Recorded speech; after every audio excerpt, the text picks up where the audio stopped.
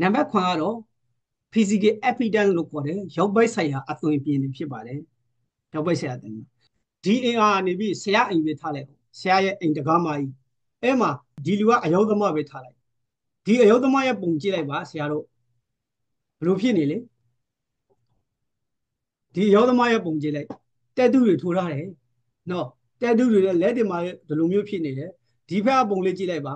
ရင်ဖက်တွေမှာခြေသီးတွေကန်ထားတာအစားဒီမောက်ဆိတ်တွေနဲ့ဒီလိုဟာမျိုးနဲ့သူကဆရာတကောက်လာခောက်ပြီးဒီတကောက်ဒေါင်းဆိုပြီးခောက်တယ်သူကဈေးရောက်ဖို့လာတာနော်ဆရာကွန်ပျူတာတလုံးရောက်ဖို့လာတယ်တစ်ခွက်တည်းကသူကကုမ္ပဏီကနေလွှဲလိုက်တာဒေါင်းခောက်ပြီးဆရာတင်းပေါက်လေးကနေပြီးလူကြီးတဲ့ဟာတွေကကြည့်လိုက်တော့သူ့မျက်နှာကြီးမြင်ဘလို့ဖြစ်တော့မလဲဘလို့ဖြစ်တော့မလဲတကားဖွင့်ပေးမလားမဖွင့်ပေးရောသမိန်တယောက်တည်းရှိတဲ့နေရာကိုဆရာကဒီပုံစံနဲ့လာပြီးတကားခါဖွင့်ပေးမလားဖွင့်မပေးဖွင့်ပေးဘူးလေဆရာဘယ်သူမှမသိဘူးလေဒါဝန်ထမ်းရဲ့ဗာလေဝန်ထမ်းရဲ့ physical evidence ရောက်ပိုက်ဆိုင်ရာအသွင်ပြင်တော့ဟုတ်ပြီနောက်တစ်ခုလာမယ်ဆိုင်ကြည့်လိုက်တယ်ပထမဆိုင်ကြည့်လိုက်ရေပြည့်နေဒုတိယဆိုင်ကြည့်လိုက်ပြည့်စည်တွေမရှိဘူးဒီမှာကျင်းနေတယ်ပေါ့နော်ပြည့်စည်တွေမရှိဘူးကြည်သူကြည်သေးနဲ့ဒီမှာနောက်တစ်ခုကြည့်လိုက်ပါလက်ကန်းတွေမှာညက်ပက်နေတယ်ပေါ့ကွာဖုန်တွေ live သုံးနေရတဲ့အနေထားပေါ့ဒီမှာနောက်ဆိုင်တစ်ဆိုင်ကြည့်လိုက်ကြမ်းခင်းတွေဟိုဟာတွေဘလို့တွေဖြစ်နေလဲစောက်ပြတ်သက်နေပေါ့မင်းဖို့ကြောင့်တွေမှာဆိုအများကြီးဖြစ်တတ်တယ်စားသောက်ဆိုင်တွေမှာလေဆိုင်ရအနေထားအဲ့လိုမျိုးသာဖြစ်နေမယ်ဆိုရင်ဝေသူဘလို့ဖြစ်သွားမလဲရောက်ပိတ်ဆရာအသွင်ပြီးအဲ့ဒါကြောင့်ဆိုင်ရပုံစံအနေထားတွေဟာလေဝေသူပေါ်မှာဝေလိုအားတက်ရှင်ကြာရှင်ကိုဖြစ်စေတယ်နော်ဝေဖို့ပူရခိုင်တော့များစေတယ်ဟုတ်ပြီဆရာအသေးချာပြောပြသွားတယ်လူရဲ့အနေထားရဲ့ဆိုင်ရဲ့အနေထားရဲ့ပြောပြတယ်တကယ်လို့သာဆရာတော်ကကြီးမားတဲ့ခွေးဆိုင်မှုတစ်ခုခံရတော့မယ်ဆရာတော်ကဥမာကြောက်ကက်ခွေးရမယ်ကွာမပြောဘူးဆိုကြောက်ကက်ခွေးရမယ်ဆရာဝန်2ယောက်လာပြတယ်အရေးရှင်းကအတူတူဒါပေမဲ့ဆရာဝန်1ယောက်ကဒီလိုသူ့လက်မှာတက်တူးတွေနဲ့စသည်အဖြစ်ပေါ့နောက်တစ်ဆရာဝန်1ယောက်ကသူကကောင်းအင်နဲ့မျက်မှန်လေးနဲ့သူကွမ်းလေးမစားထားဘူးအသေးချာစမက်ကြကြနဲ့ဆရာဘေးဆရာဝန်နဲ့ပူပြီးကိုကခွေးဆက်ကုသရှိမလဲစမတ်ကြဆရာအဲ့ပေါ်သမက်ကြတဲ့ဆရာဝန်နဲ့ပဲခွေးစိတ်ကူးစားရှင်ဒီတိုက်ပဲဝေသူဆိုတာလေဝေသူဆိုတာလေဒီတိုက်ပဲကိုစီကပိုက်ဆံကိုသူများစီပေးမှာလေကိုစိတ်ချရတဲ့သူစီမှာပေးရှင်တာပေါ့စိတ်ချရတဲ့ဆိုင်မှာဝေမှာပေါ့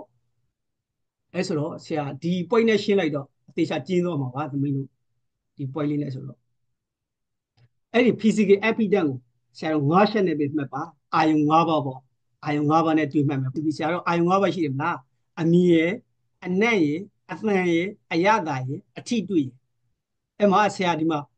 ဆေးရုံ2ရုံကို mesh လောက်ပြထားတယ်အစိုးရဆေးရုံပေါ့ကွာအစိုးရဆေးရုံကြီးဒီကတော့ပုဂ္ဂလိကဆေးရုံပေါ့တတိတွေဖွင့်တဲ့ဆေးရုံလေတီးတန့်ပုဂ္ဂလိကဆေးရုံလေတည်ရနော်အဲ့မှာဆရာတို့တစ်ခုရှင်းကြည့်ရမယ်အမြင်အစိုးရဆေးရုံကြည့်လိုက်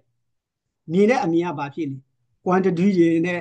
တကားတုံးမကောင်းကောင်းမရှိဘူးတော့စုပ်ပြတ်တဲ့နေတယ်ကွာရှင်းပြောမယ်ဆိုအစိုးရဆေးရုံကြည့်လိုက်ဘာဖြစ်လဲအမြင်ကမြိတ်ပဲ့နေတယ်ပုဂ္ဂလိကဆေးရုံကြည့်လိုက်ဘာဖြစ်လဲတန့်ရှင်းနေတယ်ဖုံးဖြူနေတယ်သေချာတောက်ထားပြီးဟာသေချာမျိုးအမြင်ကလေးကကိုွေးနေနော်အနက်အစိုးရဆေးရုံဝင်သွားလိုက်ပါဖြစ်လေဂလူကောင်းနဲ့နံရတာနဲ့နော်ဟိုဝမ်းစလိုက်ဆိုနံရတာနဲ့နော်အနက်တွေကတီးတဲ့အတိုက်ပဲဆိုရဆေးဟုတ်ပြီပုဂ္ဂလိကဆေးရုံပါတော့လေပိုးသက်ဆေးအနက်ထွက်နေတယ်ပိုးသက်ဆေးဖြန်းထားရဆိုတာအနက်လေးထွက်နေတယ်နဲဆိုမနေဘူးကွာဟုတ်ပြီအစိုးရဆေးရုံအပန်ကြည့်မယ်အပန်ဆိုတော့တီးတဲ့အတိုက်ပဲလေနော်ဟောခိုင်းဒီမှာနေကြတယ်စူညံနေတာဖုံပြောတယ်အန်တီမင်းကယောဂလူတွေကဘလို့ဖြစ်တယ်ညာဖြစ်တယ်ယောဂဘာဖြစ်တယ်ဒါတရားတော့လာပြီအဲ့ဒါအတန်ကဘာဖြစ်လဲစူညံနေတယ်ပုဂ္ဂလိကဆေးရုံတွေကအဲ့လိုညံနေတာညံဘူးတိုက်ဆိုင်နေတယ်ညီသက်နေတယ်ဟုတ်ပြီအရသာဆိုဆရာဆေးရုံကမေးကြည့်လို့ရတာအဲ့လိုတော့မဟုတ်ဘူးပေါ့ဒါပေမဲ့အရသာထဲမှာဆရာတို့ဘာရှိလဲဆေးရုံမှာဖွင့်တဲ့ထမင်းဆိုင်တွေကြည့်လို့ရတယ်ပုဂ္ဂလိကဆေးရုံမှာဖွင့်ထားတဲ့ထမင်းဆိုင်ကအသေးချာစရိတ်တကျဖွင့်ထားတာထိုင်တဲ့နေရာနဲ့တီချူဘူးလေးနဲ့အသေးချာဒါပေမဲ့အစိုးရဆေးရုံဝင်တွေကဆိုင်တွေကြည့်လိုက်ငါတဲ့ထမင်းတွေဆွေးရရင်တော့ပြီနော်ရင်ကိုရက်တုံနဲ့လိုက်စားနေအောင်တော့အဲ့ဒါအဲ့ဆေးရုံဝင်ကထမင်းဝိုက်အနေထားလေးကြည့်လိုက်ဆေးရုံဝင်တဲ့ထမင်းတွေနောက်ထပ်အထီးတွေ့တယ်အထီးတွေ့ရပါလေလှေကားတွေနံရံတွေတကားလက်ကိုက်ဘူးတွေနော်ပုဂ္ဂလိကဆေးရုံတွေ ဟိုဒီအစိုးရဆေးရုံတွေတော့ကြည့်လိုက်တကားလက်ကဘူးဒီမှာဆိုညိတ်ပဲ့နေတယ်ဆေးရုံတော့မရှိတော့ဘူးနော်ခိုင်ကြစီကက်နဲ့တော့ဖြစ်တယ်နော်တကားလက်ကဘူးတွေကဒင်တွေသွားကြိုက်ကြည့်လိုက်နန်းရည်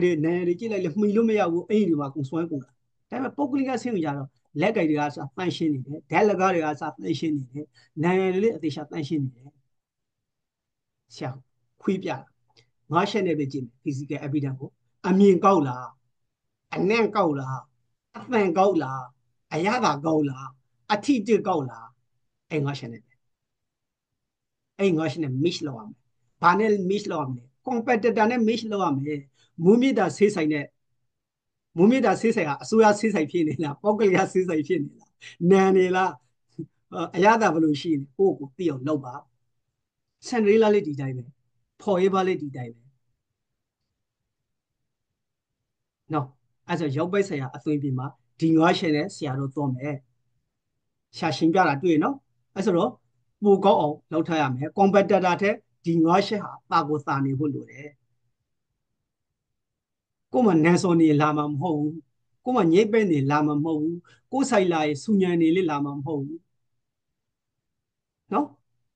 ဆိုင်ကိုတော့လာတယ်ရေတောက်ပါလို့ရေးထားတယ်ရေခွက်ကအချီတတုံလောက်နဲ့တယောက်တောက်တော့လေနှက်ရှိနေနောက်တယောက်တောက်တော့လေခလေးရလာလေးကျုပ်ကျုပ်တောက်နေဆိုစမက်လေတွေမတောက်တော့ဘူးဂျက်တက်မန်တွေမတောက်တော့ဘူးဟုတ်ရေဘူးတော့ရှာတတ်ပါရဲ့ခွက်မှာကမင်းညိတ်နေတယ်ရေဘူးတင်ထားတဲ့ရေအထက်ကရေကဘလောက်ပဲတန်တန်အောက်မှာတင်ထားတဲ့ရေဘူးမှာစုပ်ပြတ်သက်နေလေမတောက်ရှင်တော့ဘူးအဲ့လိုမျိုးတွေโอเคရမယ်ထင်ပါတယ်